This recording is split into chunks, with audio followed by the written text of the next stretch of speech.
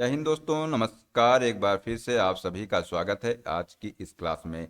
आशा करते हैं आप सभी लोग स्वस्थ होंगे, मस्त होंगे और अपनी तैयारी को बेहतर ढंग से कर रहे होंगे।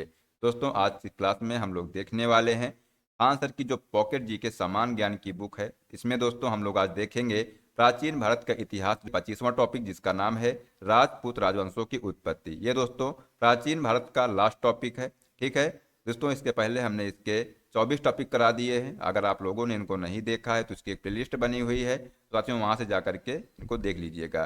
ठीक है, ये दोस्तों जो बुक है ये सभी एग्जामों के लिए काफ़ी हेल्पफुल होने वाली है दोस्तों, इसलिए इस क्लास को बिना स्किप किए हुए शुरू से लास्ट तक जरूर देखिएगा।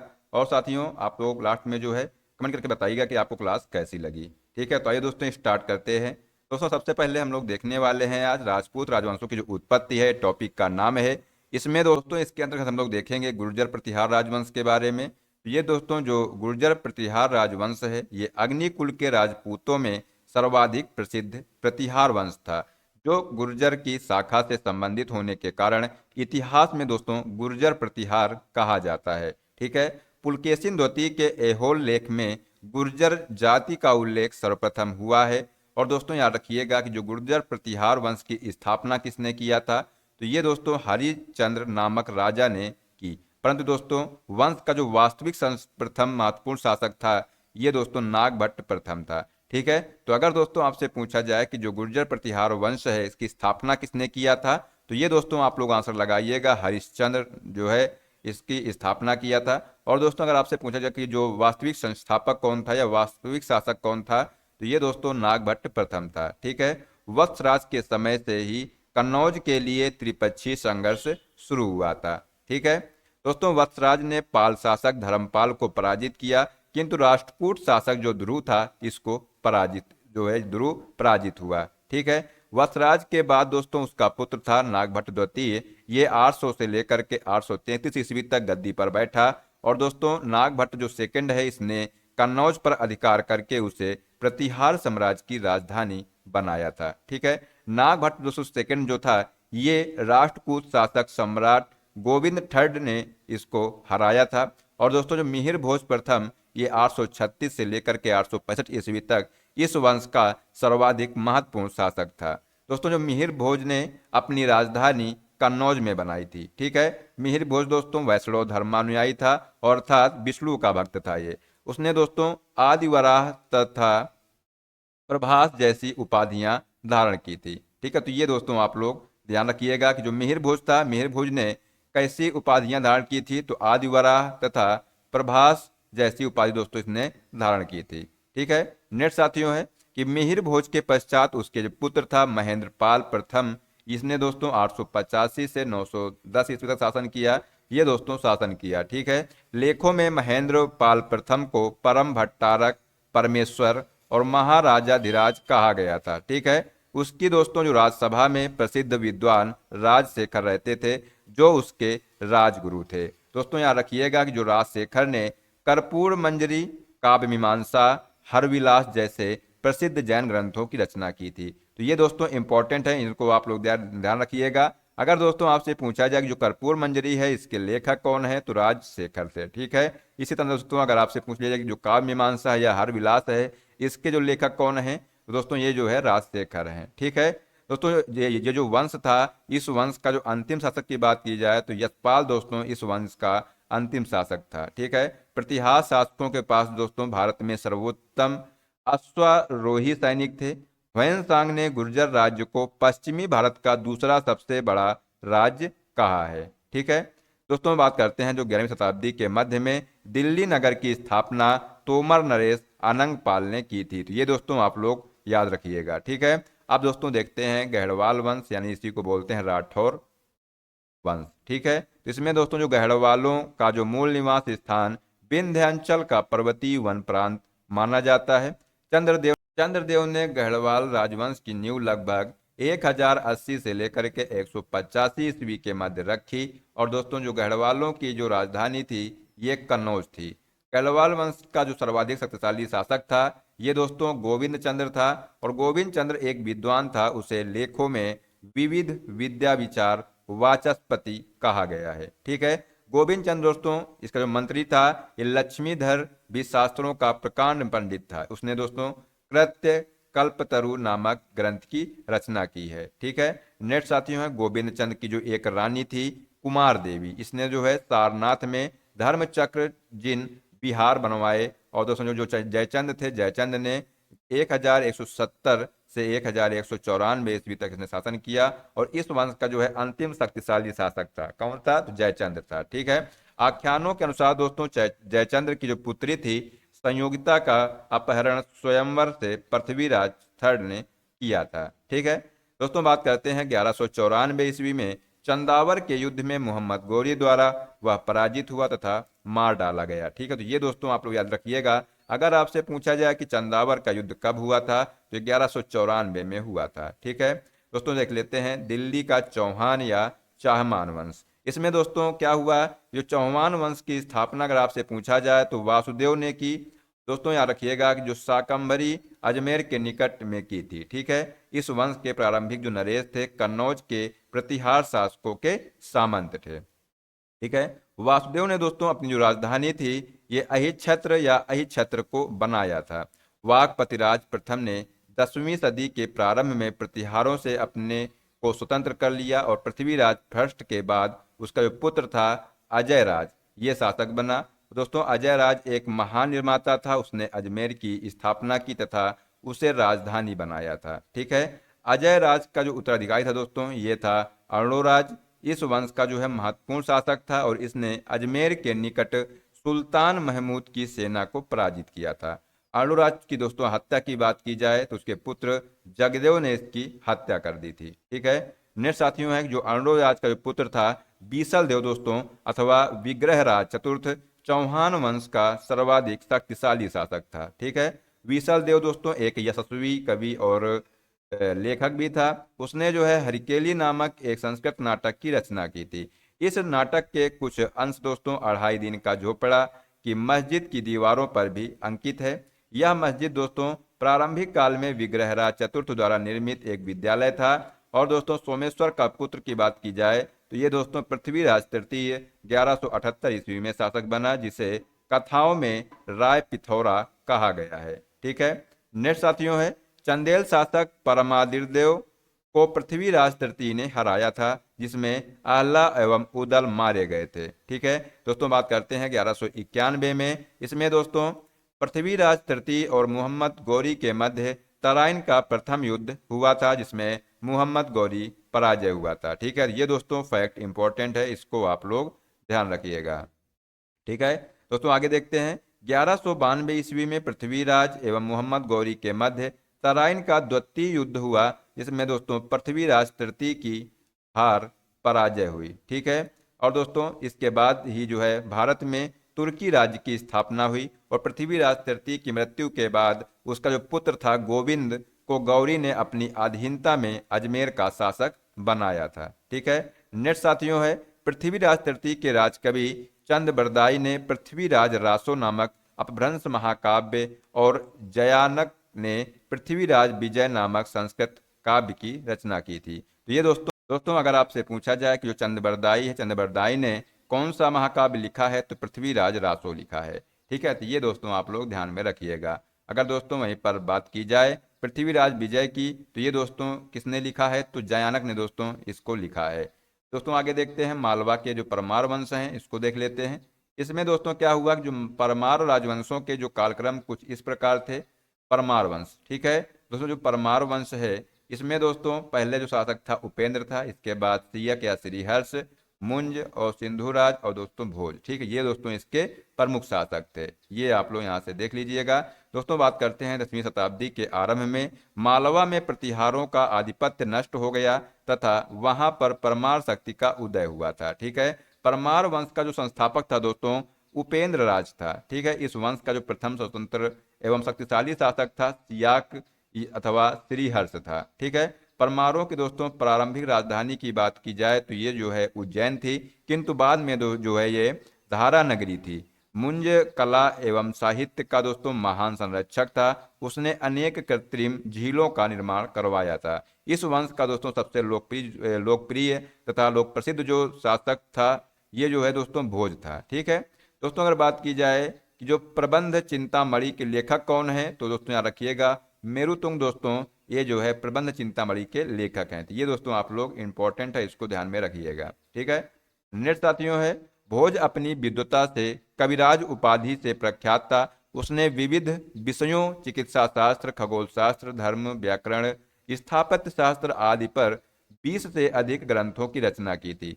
भोज ने दोस्तों धारा नगरी का विस्तार किया और स्वयं भोजशाला के रूप में प्रख्यात एक महाविद्यालय की स्थापना की तथा उसने वाग्देवी जो सरस्वती माता का मंदिर बनवाया था। ठीक है, भोजपुर नगर की स्थापना दोस्तों किसने किया था, तो राजा भोज ने किया था। और दोस्तों राजा भोज ने शासन काल में धारा नगरी विद्या व विद्वानों का प्रमुख केंद्र थी। ठीक है, तथा भोज ने चित्तौड़ में त्रिभुवन नारायण मंदिर का भी निर्माण करवाया था। ठीक है, तो ये जो है आप लोग ध्यान में रखिएगा। नेक्स्ट साथियों है, परमार भोज की मृत्यु पर पंडितों को बहुत दुख हुआ था। उसकी मृत्यु पर यह कहावत प्रचलित थी कि आद्य धारा निराधारा निरालम्मा सरस्वती। ये दोस्तों उसकी मृत्यु पर कहावत प्रचलित थी। ठीक है दोस्तों, याद रखिएगा कि 1305 ईस्वी में अलाउद्दीन खिलजी ने मालवा को अपनी सल्तनत में मिला लिया था। ठीक है, नेक्स्ट साथियों है जेजाक भुक्ति के जो चंदेल वंश हैं, इसमें दोस्तों क्या हुआ कि वर्तमान के बुंदेलखंड क्षेत्र में ही चंदेलों का उदय हुआ था और बुंदेलखंड का प्राचीन नाम जेजाक भुक्ति था। खजुराहो उनकी राजधानी थी तथा चंदेल प्रतिहारों के सामंत थे। इस वंश का दोस्तों प्रथम शासक था नन्नुक और उसके जो पौत्र जयसिंह जेजा के नाम से पर दोस्तों यह प्रदेश जेजाक भुक्ति कहलाया था। ठीक है, नेक्स्ट साथियों है, प्रारंभ में जो इसकी राजधानी थी कलिंजर थी, इस दोस्तों महोबा में है। एक फिर राजा धंग देव ने दोस्तों अपनी राजधानी जो है कलिंजर से खजुराहो में स्थानांतरित की थी। चंदेल वंश का जो प्रथम स्वतंत्र एवं सबसे प्रतापी राजा था दोस्तों, ये जो है यशोवर्मन था तथा एक साम्राज्यवादी शासक भी था। उसने दोस्तों मालवा, चेदी और मध्य कौशल पर आक्रमण करके अपने राज्य का विस्तार किया था। धंग देव ने दोस्तों खजुराहो में भव्य मंदिरों का निर्माण करवाया और जिनमें से दोस्तों जिननाभ, विश्वनाथ, वैद्यनाथ मंदिरों का निर्माण करवाया था। धंग देव ने दोस्तों प्रयाग संगम में जल समाधि ले ली थी और विद्याधर चंदेल शासकों में महान शासक था। उसे जो है मुसलमान लेखक उसका नाम नंद तथा विदा नाम से कहते थे। ठीक है,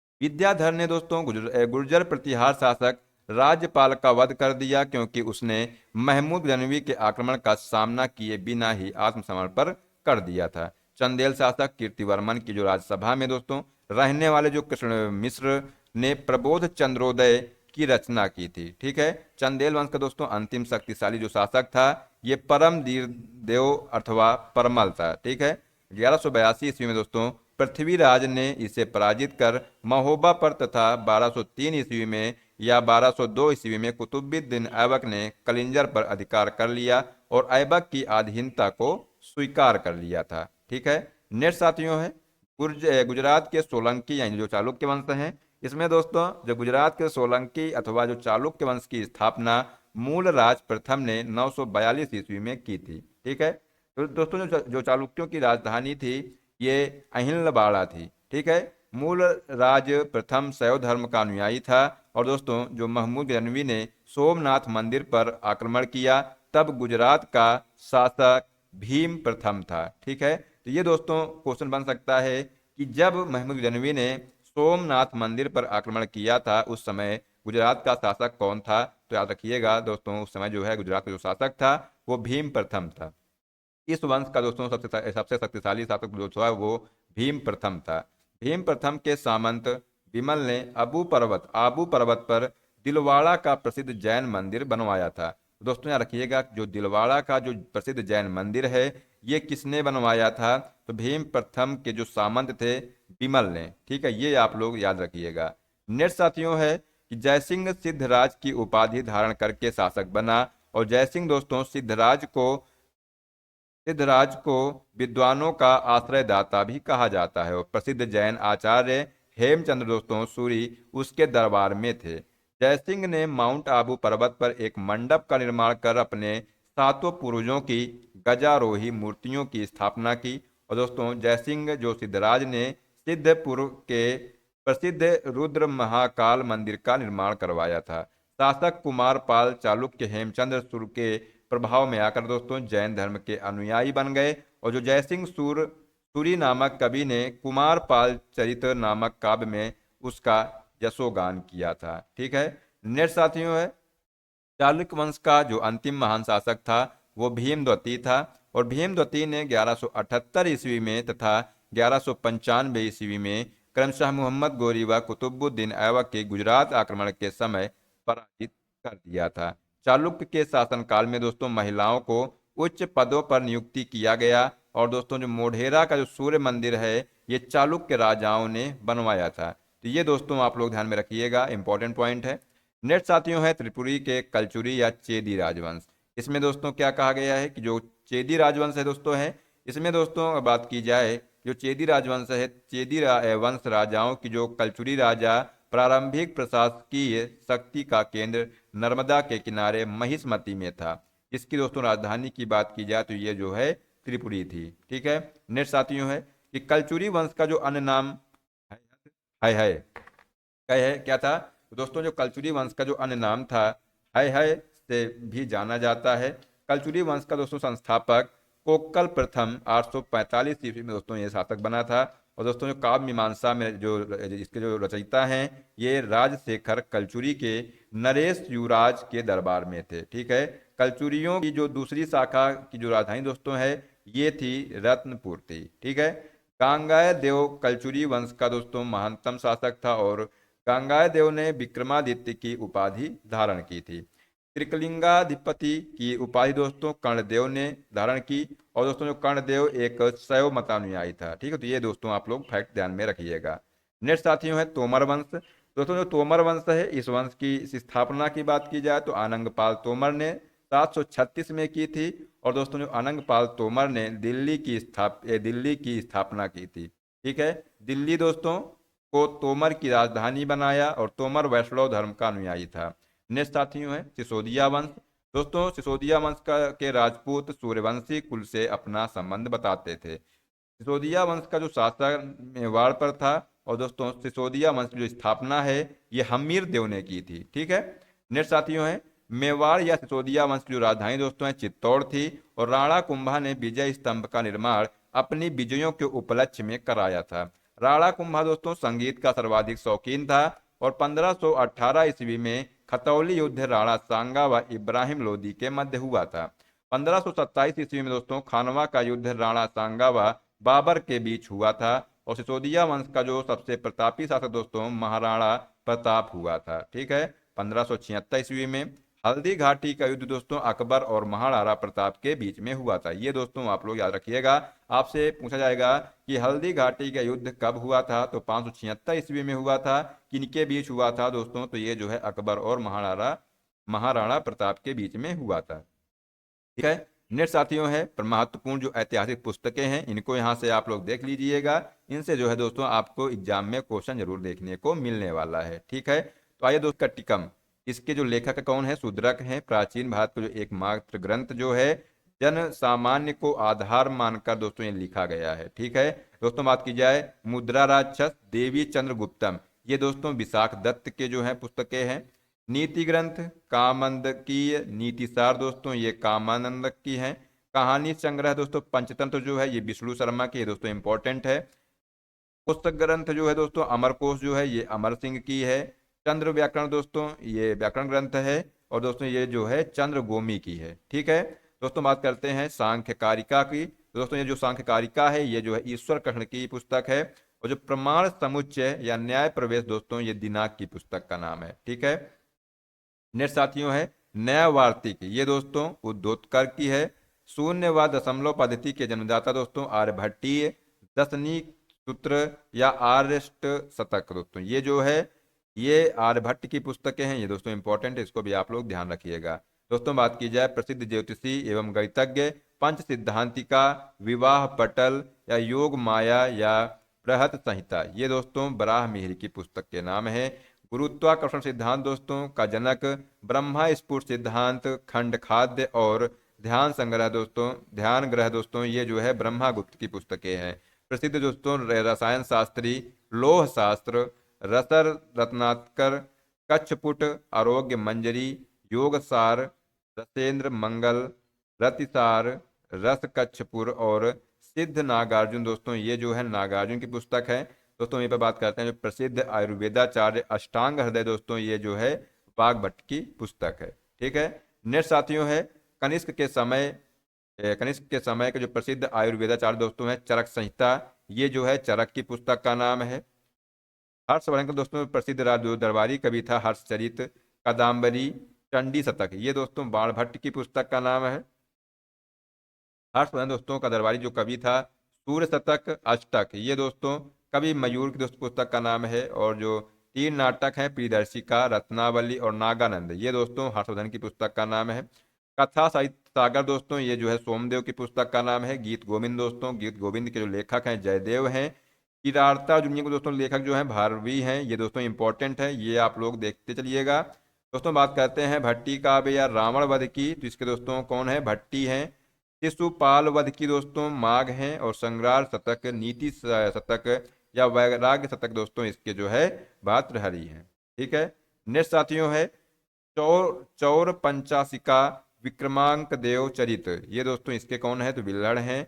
मालती माधव, महावीर चरित, उत्तर रामचरित, ये दोस्तों इसके कौन है भावभूत हैं, ये दोस्तों इंपॉर्टेंट है। भावभूत दोस्तों इसके लेखक हैं। यश कुमार चरित दोस्तों इसके दंडनी है। कर्पूर मंजरी दोस्तों इसके राजशेखर हैं, ये भी इंपॉर्टेंट है। बृहद कथा दोस्तों गुणाढ़ हैं। मणि मेखले दोस्तों इसने सतनार हैं। जीवक चिंतामणि दोस्तों इसके जो है त्रिदेवर हैं। रामायणम दोस्तों कंबन हैं। और तोलकाप्पियम दोस्तों तोलकाप्पियर हैं। और महाविभाग सूत्र के दोस्तों वासुमित्र हैं। ठीक है। नेक्स्ट साथियों है निरुक्त दोस्तों, निरुक्त के यक्ष हैं। अप्सरा के दोस्तों जो अप्सरा है, अप्सरा जो लेखक दोस्तों पंचभूमि के लेखक हैं। और दोस्तों जो ये जो बृहद कथा मंजरी है इसके जो लेखक हैं क्षेमेंद्र हैं। ठीक है। तो ये दोस्तों जो पुस्तक के नाम है उनके लेखक हैं, इनको आप लोग देख लीजिएगा, इनसे दोस्तों एग्जाम में क्वेश्चन आता है। ठीक है। यहाँ साथियों इसको एक बार देख लीजिएगा। दोस्तों देखते हैं अगला क्या है, आर्यों का जो निवास स्थान देख लेते हैं। दोस्तों यहाँ रखिएगा जो भारत में जो आर्यों का निवास स्थान था, यहाँ पर कुछ मत दिए हैं और यहाँ पर विद्वानों के नाम दिए हैं। ठीक है। दोस्तों जो बात करते हैं ब्रह्मर्षि देश की, तो ये दोस्तों पंडित गंगानाथ झा का। ठीक है। अगर दोस्तों मध्य देश दोस्तों ये डॉक्टर राजबली पांडे। तिब्बत दोस्तों ये स्वामी दयानंद। और दोस्तों सप्त सैंधव प्रदेश दोस्तों डॉक्टर अविनाश चंद्र। कश्मीर या हिमालय दोस्तों डॉक्टर HD कल्ला।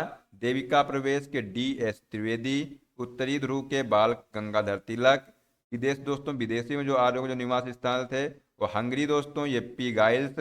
जर्मनी के पेंका। दक्षिण रूस के दोस्तों नेहरी, रिंग महोदय एवं गार्डन चाइल्ड। पामीर के जो दोस्तों पठार है इसमें जो है मेयर महोदय। ठीक है।